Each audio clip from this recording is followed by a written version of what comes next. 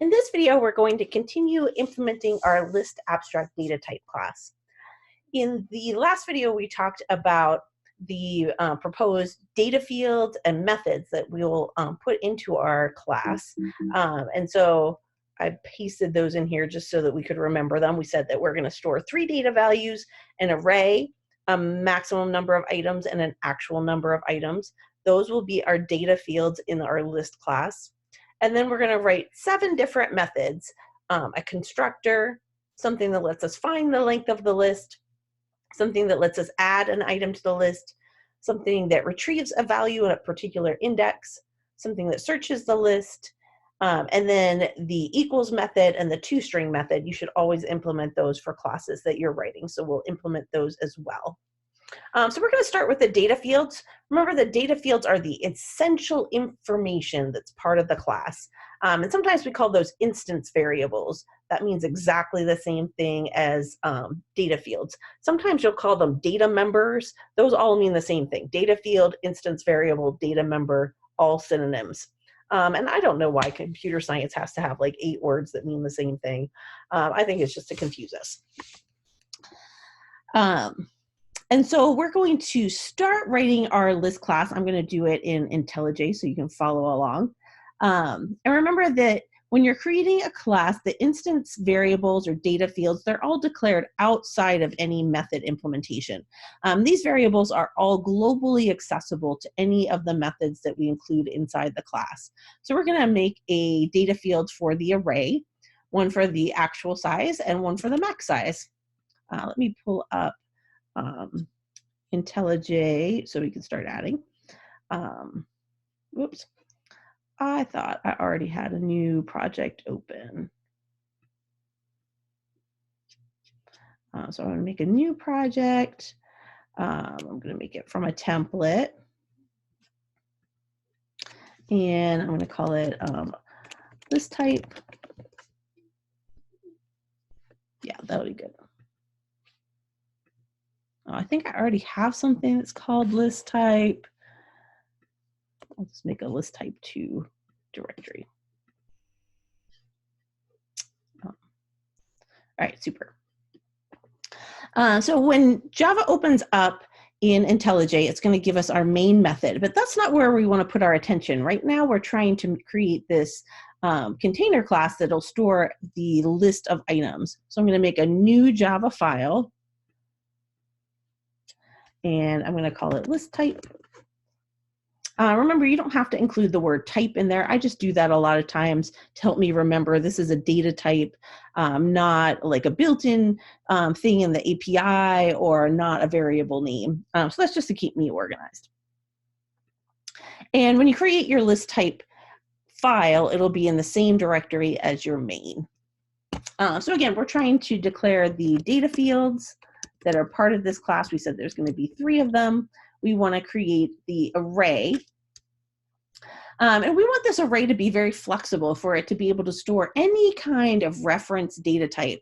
So we want it to be able to store strings, but we also would like to be able to store movies or students or any other reference data type that we might have in our project. And so instead of using a specific data type like string that would be very limiting and only allow us to use strings in our list, we're going to use the object type because remember, that's the superclass of all superclasses. Any class that we create can be filled in anywhere that we're expecting an object data type. So we're going to call it object, and let me check what I called it. I called it array. I'm going to put an object with my square brackets to say it's an array, and then call it array. Again, that's going to be my list of items. And any reference data type is going to be able to be stored in there. And then I want to store the actual number of items. So we'll call actual size, number of items currently in the list. And then I also want to be able to create a max size. That's the maximum number of items that can be stored. Super. So those are my 3 data fields. I'll mark this as the end of my list type class.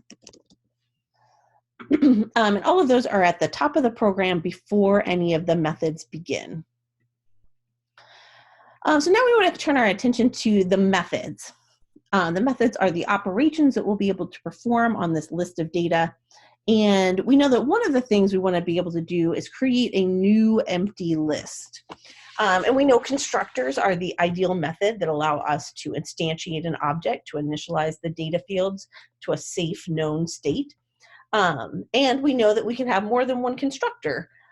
We can have a default constructor, we can have a non-default constructor that requires some parameters, and we can have multiple non-default constructors if we have different kinds of scenarios that we might use to initialize a object in our class. So we're going to create just two constructors, a default constructor. We're going to use that to create a list with just a maximum of 10 items. So we're going to assume if you just create a new empty list and you don't say any different, you want to get 10 items. On the other hand, we'll allow flexibility if somebody's creating a list and want to have a different maximum size. We'll allow them to use the non-default constructor that creates a list with a specific maximum size. So let's write those methods in our project. We want to make this new constructor. And we know that our constructor has to have a name that matches the name of the class. So it has to be called list type, same capitalization. And if we're making a default constructor, can't have any parameters.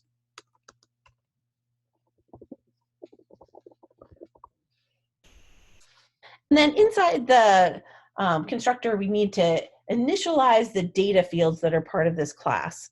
So let's leave the array for a minute and focus on the actual size and the maximum size. We said in the default constructor, we want the maximum size to be 10 items. So I'm going to set that up in here.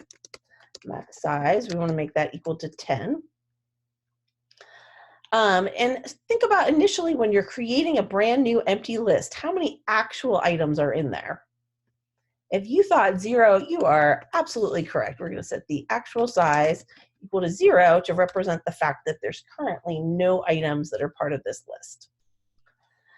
And then the last thing we need to do is instantiate this array. We've declared the array, but we haven't set up the space for it. We didn't say object square brackets array equals new object and then given it a maximum size. And that's because we didn't know what the maximum size was up here where we declared it. We only know what the maximum size is once we get inside the constructor. So down here inside this constructor, I'm going to instantiate the array by saying array equals new object max size. Oops. Super. And now at this point, I've initialized each of the various data fields that are part of the list type class. I gave each of them an initial value. So that's the end of the constructor. Remember, that's the only point, the only thing that we do inside a constructor is initialize those data fields.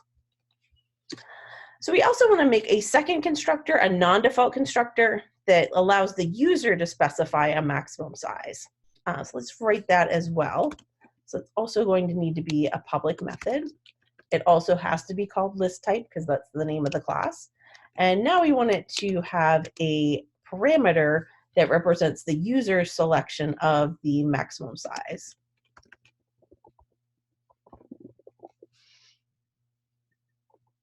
So we want to use the maximum size to initialize our data field max size.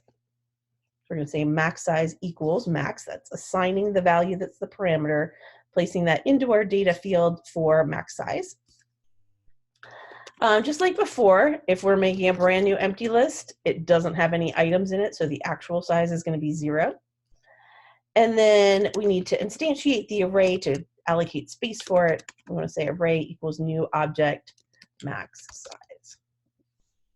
And because we've assigned the max size our value max, it'll have the right information in it when we get to this point in our code. So those were our two constructors. Let me go ahead and make a Java.comment comment for each of them because that's important. We're making a list type constructor, and this is the default constructor. It means it doesn't have any parameters. And it doesn't have any return type.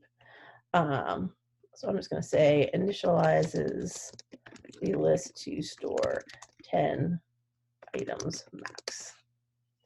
And then down for my non-default constructor, the list type non-default.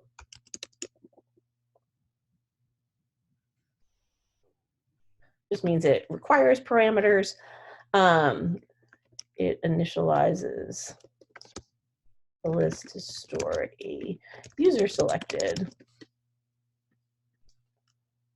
number of items. And max is the user selected number of. Super. Let me scroll down and make sure I didn't leave anything out. Got our data fields declared, and we created our constructors.